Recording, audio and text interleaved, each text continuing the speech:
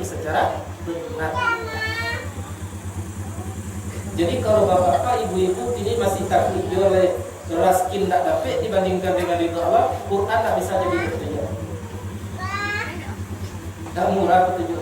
Tapi kalau lah takut kita tak akan dapat ridho Allah lain, kita tak akan disayangi Allah lain, walaupun tak dapat dengan lain-lain, Allah bahasa mengerukui asal diridhai oleh Allah. Lah itu jadi dalam, maka orang seperti itu akan mendapat petunjuk daripada Al-Quran. Kamu pernah ditanya,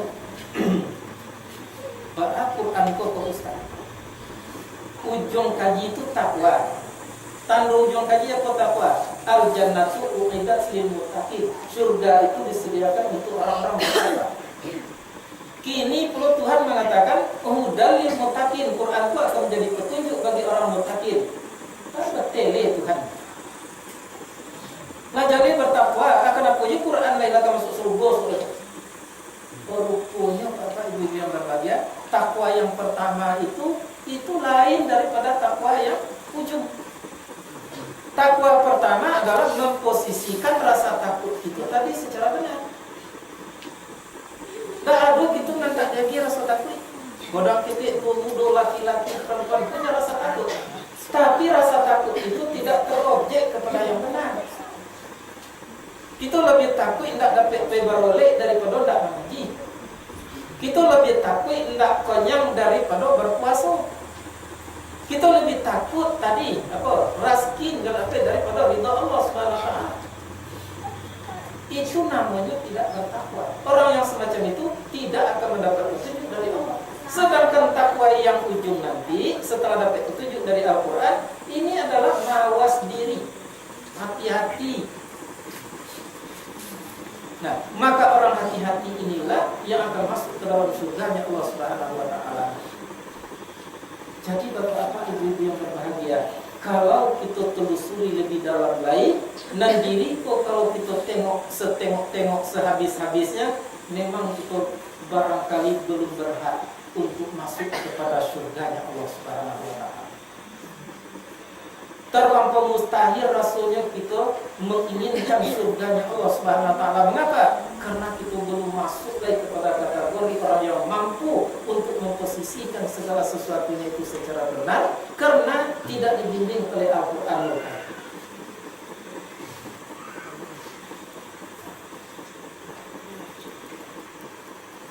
Begitu baca nanti sampai ke depan.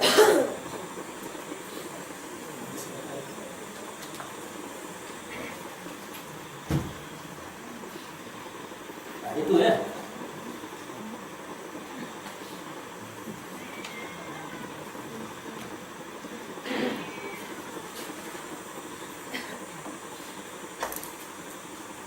Nah, itulah tugas utama kita dalam kehidupan, menengok diri.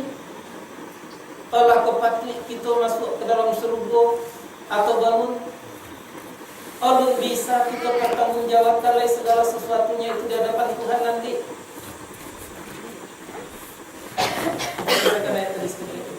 Kalau manusia sudah bertakwa, mau untuk menempatkan rasa takutnya tadi secara benar, wa qaulan sadida, qulu qaulan sadida, maka ucapkanlah kata-kata yang pantas.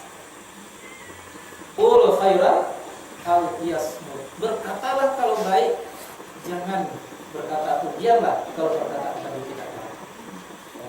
Yuslih lakum a'malakum wa yaghfir lakum dzunubakum wa may yuti'illaha wa rasulahu faqad faza fawzan 'azima.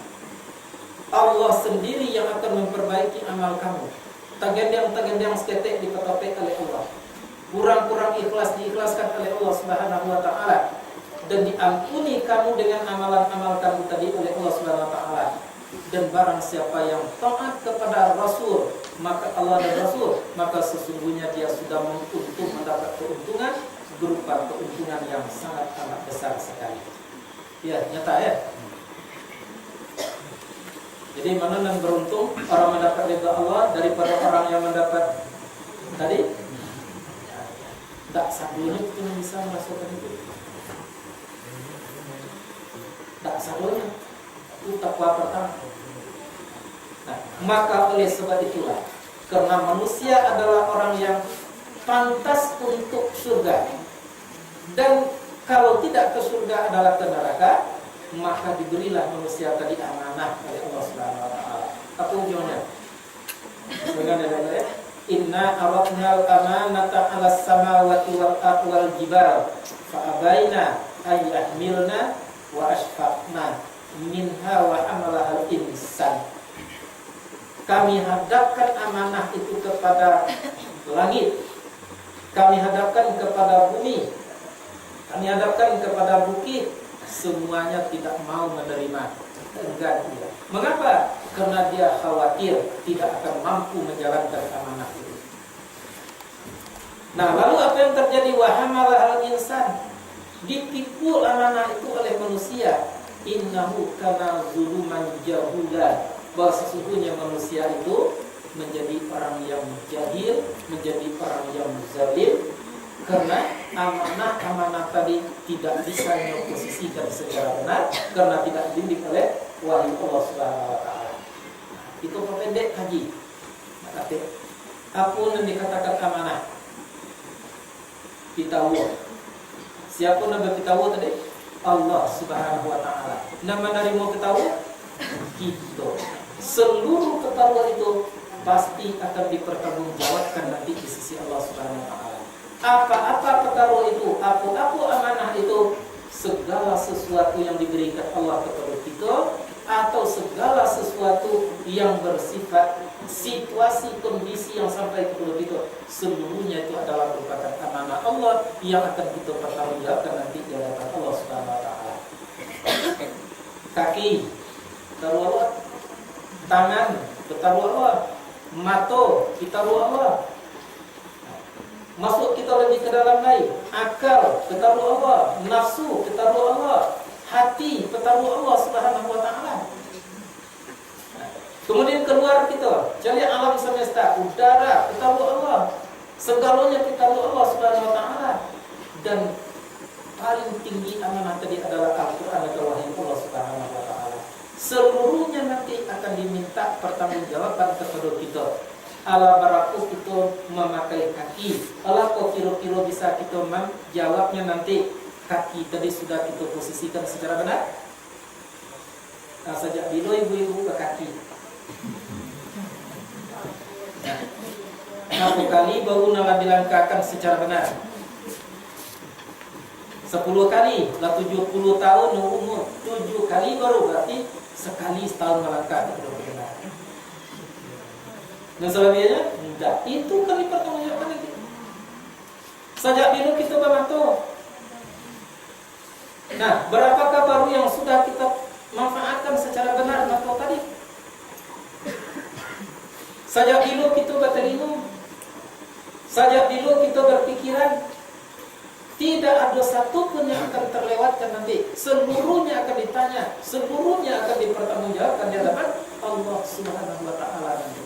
Ikut sebabnya tadi kita bayangkan daknya bahwa memang kok kaki, kok tangan, kok telinga, apalagi agama sendiri pun belum baik kita manfaatkan di jalan Allah Subhanahu wa taala karena kurang dapat bimbingan daripada wahyu Allah Subhanahu wa taala itu sendiri. Kita cari satu saja akal. Ya, bila kita punya akal, jawab seorang-seorang, apakah sudah kita manfaatkan akal tadi secara benar? Akal kerjanya berfikir. Fikir itu bahasa Arab, artinya mengoke-ngoke. Nah, apa yang dikoke-kokenya di akal pikiran bapak ibu itu sahabat kita hidup nan banyak. Kalau andai kata nan dikoke-kokenya nan inginnya tahu persoalan-persoalan yang tidak baik, maka berarti akal pada waktu itu tidak baik. Tapi kalau pikirannya tadi banyak memikir-mikirkan kebenaran-kebenaran untuk dirinya, berarti bapak ibu akan bisa mempertanggungjawabkan nanti apabila akal menjadi soal. Kalau di PTN, ya, orang nenomo berpikir masalah-masalah yang senjang-senjang. Ya, kalau bergaduh suami dengan istri, kui mana berpikir, kamu nak lolok nak tuh dia mikir itu. Alah dari bergaduh ada. Nah, pokoknya matandang tuh kalau pau ternyata, dia kadang-kadang ada tua tuh teruji-uji nih. Apa itu kalau kau tu lah, coba tanya-tanya siamu di situ betul. Aku udah mendengar aku lah cerita siamu di sini. Tapi kalau kaji jadi gini, jarang soal tanya soal dapat risiko. Aku kaji malam tadi, jarang yang berpikir-pikir tentang itu. Jadi berarti dari sekian lamanya kita memegang amanah akal, berapakah kilo-kilo baru yang sudah bisa kita pertanggungjawabkan atau yang sudah dibimbing oleh wahyu Allah Subhanahu Wa Taala, kita mengetahuikan orang lain. Itu yang kita sebut tadi, memang belum pantas kita masuk ke dalam surganya Allah Subhanahu Wa Taala. Mengapa? Hanya masalah kaki, masalah akal saja, itu belum bisa mempertanggungjawabkan di hadapan Allah Subhanahu Wa Taala. Jatuh ke dalam mayimatu Bapak Ibu, terjadi sesuatu inspirasi, artinya timbul sesuatu siasat bahwa diriku kita kok rasanya memang tidak pantas untuk masuk ke dalam surganya Allah Subhanahu Wa Taala. Yang pantas hanya masuk ke dalam nerakanya. Tapi kita bayangkan dan kita tidak mampu masuk ke dalam neraka itu karena gejolak apinya sangat panas sekali. Maka datanglah istilah nambah umpama burung puyuh ikut pendek jangkir ke angin. Saya enteng terbang nak tinggi, godam muka suk nak kakiun, mungkin sehingga niat saja. Tidak ada kita yang tidak berkeinginan untuk masuk ke dalam surga Allah Subhanahu Wa Taala. Tapi apa boleh buat? Karena seluruh pertaruhan Allah Subhanahu Wa Taala, seluruh amanah Allah Subhanahu Wa Taala bukan mungkin, tetapi sudah pasti tidak akan mungkin kita jawab, kita selesaikan dengan benar nanti. Maka godam muka suk nak kakiun, mungkin sehingga niat saja. Jadi bapak-bapak ibu-ibu yang berbahagia, untuk melebur seluruh kekurangan-kekurangan kita tadi, tidak ada hanya satu kata yang kita butuhkan, yaitu utlubul ilma minal mahdi ilal lahdi. Tuntut ilmu dari buayan sampai ke barat, tapi jelas-jelas ilmu tadi bersumber kepada Al-Quran dan sunnahnya Nabi kita Muhammad sallallahu alaihi wasallam. Kini banyak orang nama rasuinya punya sobat. Kenapa balik? Quran apa? Hadis apa? Seroban godang, berjubah pula lain. Segala macamnya ada. Sekolah di bumi, seluruh orang salah. Iko bid'ah, tu tak elok, berpunuk tak rancak, inyo saja nak rancak sah. Akibat karena tidak mengerti dengan ayat-ayat Allah Subhanahu Wa Taala, walaupun dia tahu dengan bahasa Arab itu sendiri. Petang ada kawan bertanya kamu, di mana nadok ini sekolah, nan menghafal Quran, ya? Itu bukan tidak setuju, itu bukan tidak ingin. Memang Al-Quran tadi hafal enggaknya di anak cucu kita, tetapi tolong balik sebalik air. Hafal saja tidak cukup, tetapi harus masuk ke dalam hakikat daripada Al-Quran yang kali itu. Sehingga Al-Quran itu bisa kita jiwai, Al-Quran itu bisa kita ukurkan ke dalam sikap hidup kita. Maka oleh sebab itu bapak-bapak ibu berbahagia, orang yang mengerti dengan Quran apalagi hafal pula, maka orang itulah yang berhak sebetulnya untuk selamat dari dunia dan akhirat. Mengapa tidak? Sakit akan membawanya damai, sehat akan membawanya tenang, miskin akan membawanya senang, kaya akan membawanya damai. Tetapi kalau andai kata tidak ada bimbingan daripada wahyu Allah Subhanahu Wa Taala, miskin akan menjadi sangsai, kayu akan menjadi melarang, sehat menjadi tidak senang, sakit atau lagi. Jadi tidak ada nama mabuk dia lain, mabuk dia tidak. Beginilah kehidupan kita hari ini. Jualan cari dalam kehidupan kita di tengah-tengah masyarakat. Kadang-kadang orang di sekitar kita lebih baik daripada kita, popularitasnya tinggi, segalanya dipuja-puja, diagung-agungkan, bertitel dan segala macamnya, tapi tidak pernah menikmati keindahannya hidup. Mengapa? Karena tidak diridhai oleh Allah Subhanahu Wa Taala. Kadang-kadang di sekitar kita lihat tidak mungkin rasanya ke mencicipi nikmat hidup itu.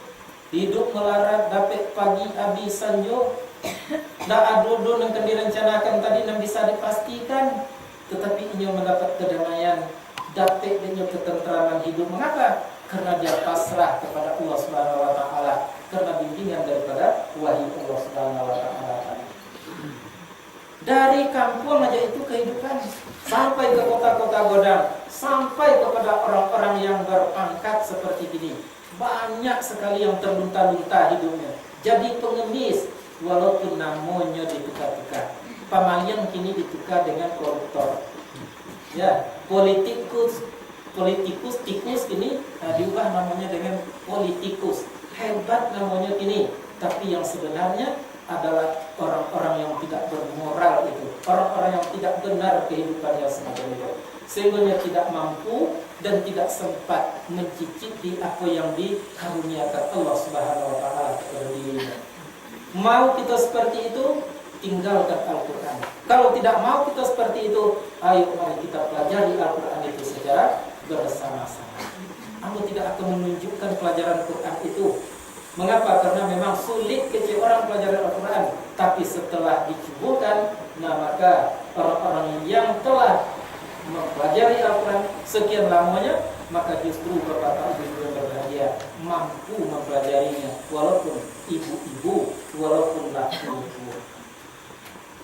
Karena ada pepatah Arab, jadi kecil hadis itu, artinya belajar di waktu kecil ibarat menulis di atas batu. Belajar setelah dewasa ibarat menulis di atas air. Itu omong kosong, bohong, dusta itu. Apa alasan kita? Nabi Muhammad belajarnya di umur 40 tahun kate, diangkatnya menjadi rasul, diturunkan wahyu, ditatar oleh malaikat Jibril alaihissalam, berhasilnya menjadi orang yang utama di permukaan bumi. Tapi kita diambil itu oleh Allah. Mengapa diambil oleh Allah? Karena rasa takut pertama tadi tidak benar, rasa harap yang pertama tadi tidak benar, rasa comeh yang pertama tadi tidak benar. Maka Tuhan tidak boleh menunjuki kita, maka yahdi man yasha wa yudillu man yasha. Kata Allah, kami tunjuki orang yang dikehendaki dan disesatkan oleh Allah orang yang dikehendakinya. Jadi bapak-bapak, ibu-ibu yang berbahagia, majelis taklim sudah membuat itu tuh sesuatu rumus. Nah, apa rumus pengajian majelis taklim? Yang pertama sekali, Allah tidak akan memberitahukan atau memberikan sesuatu yang berharga kecuali kepada orang yang dekat kepadanya. Kan itu kaji kita tadi. Nah, siapa yang dekat kepada Allah itu? Ya kalau Allah suci, kita suci. Nah, kalau Allah itu tuh orang yang suci, kita harus suci. La yamassuhu illa mutahharun, tidak akan bersentuhan kebenaran itu kecuali dengan orang-orang suci. Maka majelis taklim sudah meletakkan syarat utama yang harus dijalani adalah suci. Nah, kalau dalam kaji lain, suci jujur tetapi sudah diintervensi oleh nafsu. Suci itu identiknya apa tuh? Mandi. Semua dok kaji harus mandi malam pula lain nak suci. Tidak, bapak ibu berbahagia. Abdi kulit itu dan mandi malam tidak akan pernah suci. Tetapi kesucian itu akan tercapai nanti di dalam 4 kata. Suci badan, suci darah daging, suci pikiran jangan dikoke-koke juga bukan, suci hati nurani. Ini konsep pertama daripada majelis taklim. Siapa yang mengabaikan salah satu dari 6 itu, jangan berharap untuk mendapatkan hidayah dari Allah Subhanahu wa taala. Orang yang tidak dapat hidayah dari Allah percuma berangan-angan, cuma hanya untuk masuk ke dalam tadi surga Allah Subhanahu wa taala. Nah, dan kemudian baru kita masuk ke dalam usaha. Belajar tadi. Apa usaha kita belum belajar? Mengilmui. Ilmu itu artinya tahu. Ya, siapa kita yang tak tahu di helikopter? Tahu. Ada yang tak tahu di Honda ini lah. Kalau ada yang tak tahu di Honda ini mati je lah. Keterlaluan. Tapi yang mengerti di Honda, aku berpilih kalau mengerti di Honda. Aduh, kita tahu dengan ayat Quran, tahu, tapi mengerti kan? Mengerti itulah yang penting. Maka majelis taklim mengilmui dan kemudian memahami. Mana mungkin paham kalau kita tidak mengerti. Maka untuk itulah dibahas ayat demi ayat tadi sedikit demi sedikit, tidak mungkin secara membalik telapak tangan berangsur-angsur. Sebab bahasa Arab itu kadang-kadang, tapi tidak seluruhnya, saketek saja terkencang bapak-bapak, ibu-ibu yang berbahagia, bak dia membuangkan ke dalam neraka. Nah, misalnya, la ilaha illallah. Nah, panjang la, dia nak banyak menyebut la ilaha illallah. Kalau 20 itu banyak-banyak baca la ilaha illallah 10.000 kali sehari semalam. Sesudah itu betul, perlu betul, ya banyak itulah kerjanya. Sehingga tidak sempat memanjangkan la lain. Nah, itu dong. La ilaha illallah artinya apa? Tidak ada Tuhan kecuali Allah. Tak ada Tuhan kecuali Allah. Lalu kita pendekkan dengan banyak la ilaha illallah. Maka la pada waktu itu berubah menjadi ya sungguh, artinya lam taklidiyah. Apa artinya lain? La ilaha illallah, sungguh ada Tuhan selain daripada Allah. Baik tak? Baik. Nah, kemudian menjadi imam, Allahu Akbar, harus pendek A-nya. Artinya apa? Allah Maha Besar. Coba panjangkan A-nya, berarti ganda A-nya. Allahu Akbar, berarti itu terjadi musyaddadah pada alif. Maka alif yang pertama itu berarti istifham, artinya adakah? Maka berarti kalau dipanjangkan A-nya, adakah Allah Maha Besar? Jadi bapak-bapak, ibu-ibu yang berbahagia, siswa-siswa umum yang seketik kini itu pakailah, ya, condongkanlah hati kita kepada Al-Quran. Kebetulan di Bukit Tabuat itu memang baru-baru itu sudah puasa, mungkin mereka balik jadi anak ketik, balik sudah puasa, banyak tuh terjadi kesalahan-kesalahan, jadi lah kurang orang biasanya terus tiap malam itu. Ini banyak tempo. Terakhir pertama kami pelajari itu surah Al-An'am. Apa itu? Inni wajjahtu wajhiya lillazi fataras samawati wal arda hanifan musliman wa ma ana minal musyrikin. Jadi lo macam tu lah. Apa nanti maksudnya tu? Ini bahwasanya aku, mana aku tu? Iko. Kalau aku Iko, ke tangan aku kok. Iko, badan aku kok, dada aku, kaki aku, seluruh aku. Yang aku tadi, yang ini tadi mana? Tanya nomor, lebaran nomor. Nah, kecilnya 57. Berarti angkanya masuk balinya 10.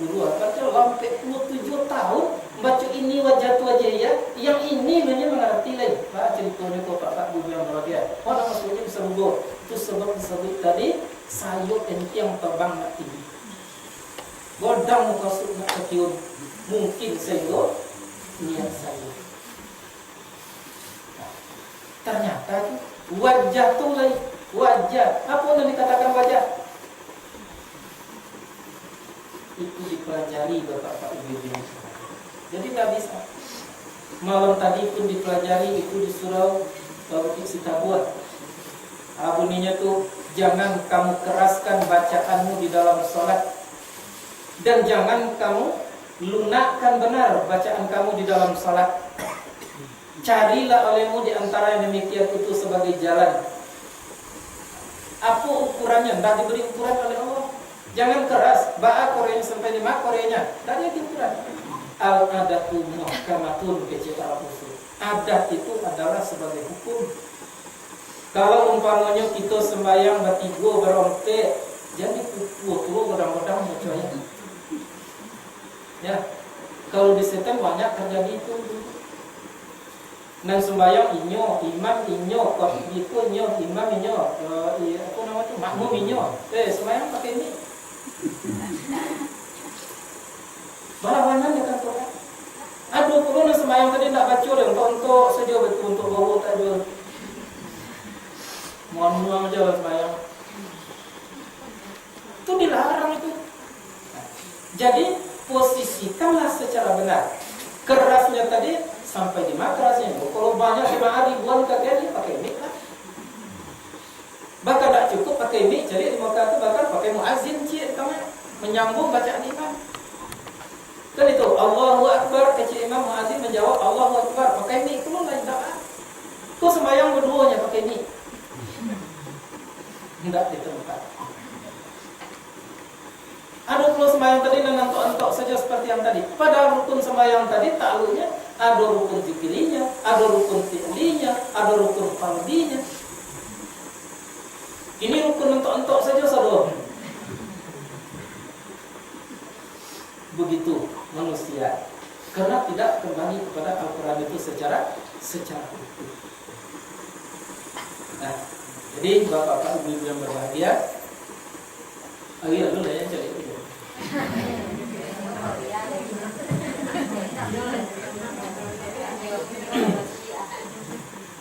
Nah, jadi tidak ada satu pun nanti yang tidak akan dipertanggungjawabkan di sisi Allah Subhanahu wa Ta'ala.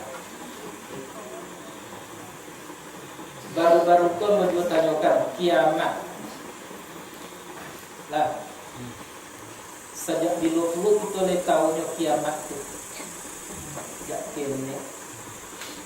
Coba kita tanya, apa yang dikecilkan kiamat? Hancurnya. Hancur dunia. Ya, tapi Let's wait. itu kan jauh. Kalau hancur tadi as-sa'ah namanya. Qari'ah namanya. Al-qari'ah, mal-qari'ah. Hancur. Apa itu yang hancur tadi? Bumi bergoncang terjadi apa? Kalau goncang saja baru itu namanya zalzalah. Kalau yang kiamat, bapak ibu yang berbahagia, itu berasal dari kata-kata qoma. Qoma itu apa artinya?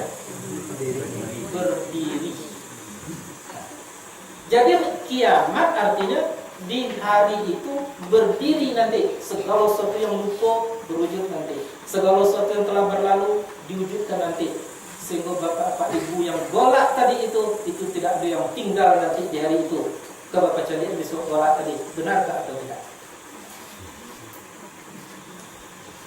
Nah, tapi kita artikan hancur tadi. Kalau hancur apa jadi habis cerita. Tapi kalau kita pahami kiamat tadi akan dipertanggungjawabkan nanti, tidak ada satu desisan pikiran pun yang tidak akan diwujudkan nanti, benar atau tidak. Tidak ada satu tetes air mata pun yang turun selama kita hidup di permukaan bumi yang tidak akan dilihat nanti, benar atau tidak. Tidak ada satu gerak pun yang tidak. Iko ambo bergerak, kini iko mengaji, kini iko akan diwujudkan nanti iko dirobun jali di waktu hari itu. Itulah kiamat dan akan dipertanggungjawabkan di sisi Allah Subhanahu wa Ta'ala. Nah, ada yang luput. Nah, jadi kiamat itu rupanya timbul nanti, berdiri kembali, wujud nanti, adu berbalik segala sesuatu yang padahal kita sudah lupa. Dan pernah kita ikut panjang dulu ya. Yang benar datang berjalan kaki ya sebab ke panjang. Barangke dari mulai pukul 6 pagi tiba pukul 6 pagi itu. Membawa bungkus nasi sebedang tenju juga. Tapi kawan dalam mati menyambut ngaran nama dia. Tiba di balai Jumat, indah lagi pada kota itu, tak halak pola nanti bo. Bapai sodo, betul dia bangsa. Piti tak ada sodo bangsa. Tak praso dan memakan bodoh di situ bo dan bayi cik.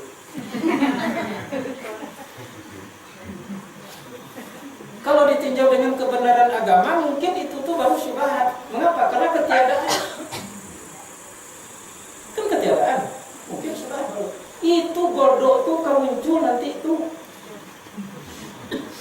Godang kalau godok dan makan petangga. Itu tuh aku godok dalam pada itu lah. Dalam bayi. Nah, dulu yang bapak ibu yang berbagian itu. Nah, tapi kita sering lupa itu. Jadi kiamat apa artinya?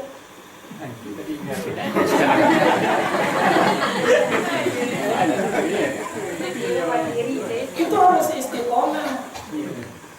Istiqomah tadi teguh pendirian. Teguh pendirian tadi harus berpihak kepada kebenaran. Kalau tadi hati yang mengecekkan kiamat tadi hancur, kini datang kebenaran. Ajang bertanya taklid namanya. Tak lalu ya.